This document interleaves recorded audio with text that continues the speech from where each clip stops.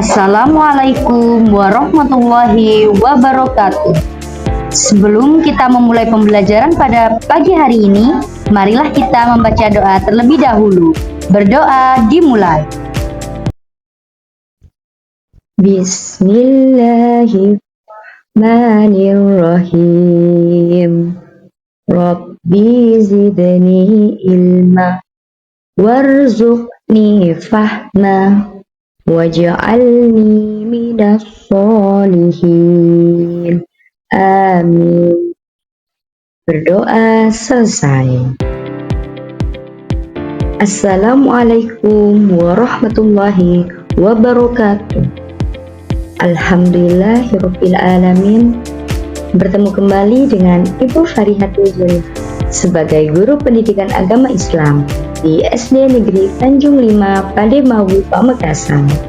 Semoga kita selalu dalam limpahan rahmat Allah Subhanahu wa Ta'ala, dan tak lupa kita haturkan sholawat serta salam kepada junjungan besar Nabi Muhammad SAW yang telah membawa kita dari alam jahiliyah ke alam yang penuh ilmu.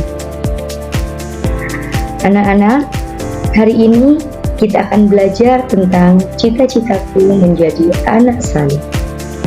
Di pertemuan ke-11 dengan judul Indahnya Saling Menghargai. Tujuan pembelajaran pada pertemuan kali ini adalah: yang pertama, siswa dapat menjelaskan makna saling menghargai sesama manusia. Yang kedua, siswa dapat menyebutkan contoh sikap menghargai keyakinan, pendirian, dan pendapat orang lain. Semua manusia di dunia ini bermula dari Adam alaihi salam. Kemudian manusia berkembang, di antaranya adalah kita. Allah itu menciptakan manusia berbagai macam bentuk dan warna.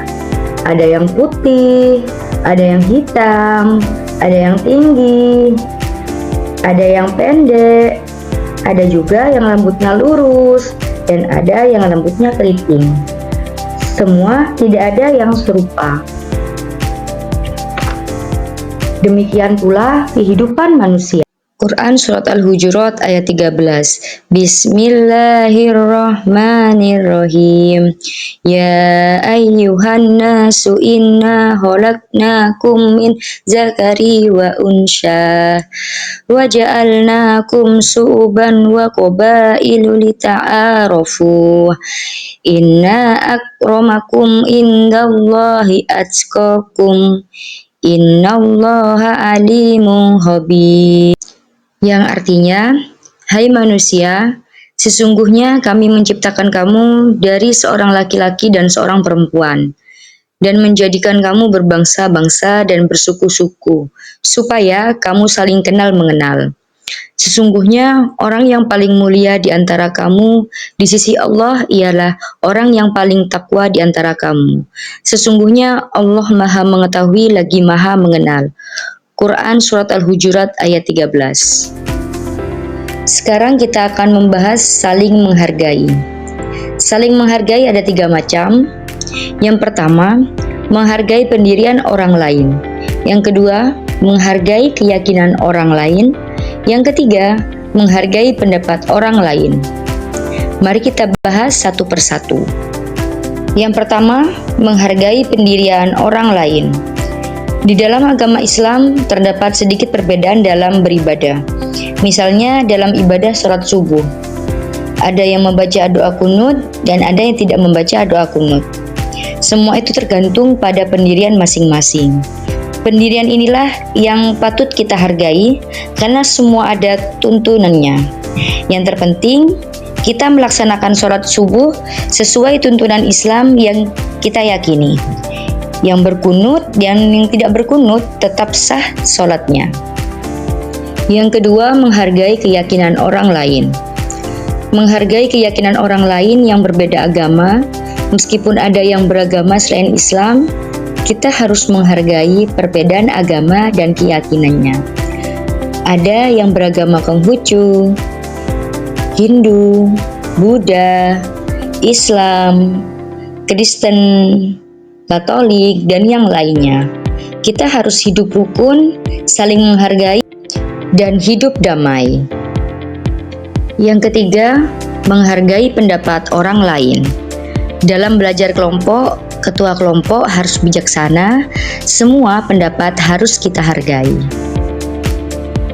Hikmah perilaku saling menghargai itu ada 4. Yang pertama, hidup rukun dan damai. Yang kedua, mempererat tali persaudaraan. Yang ketiga, mudah menyelesaikan masalah. Yang keempat, mengurangi permusuhan.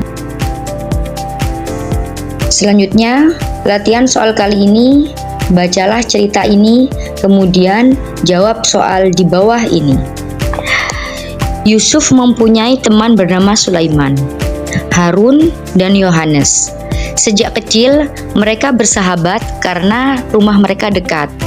Pada suatu hari, Yusuf melihat Harun sholat subuh tanpa doa kunut, sedangkan Sulaiman menggunakan doa kunut.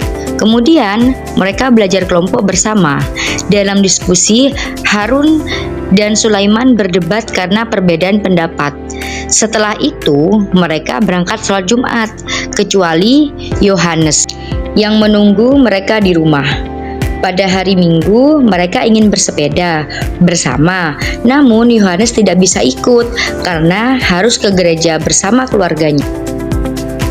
Pertanyaannya adalah sebagai berikut. Yang pertama, bagaimana seharusnya sikap Yusuf yang melihat Harun dan Sulaiman sholat subuh, ada yang menggunakan doa kunut dan tidak? Yang kedua, bagaimana sikap Yusuf sebagai ketua kelompok melihat Harun dan Sulaiman berdebat dalam diskusi? Yang ketiga, bagaimana sikap Yohanes ketika ditinggal teman-temannya sholat Jumat? Dan yang terakhir, bagaimana sikap Yusuf dan teman-teman jika Yohanes tidak bisa ikut? Silahkan dikerjakan di rumah ya anak-anak. Selamat belajar. Kita akhiri dengan membaca hamdalah bersama-sama. Alhamdulillahirabbil alamin. Wassalamualaikum warahmatullahi wabarakatuh.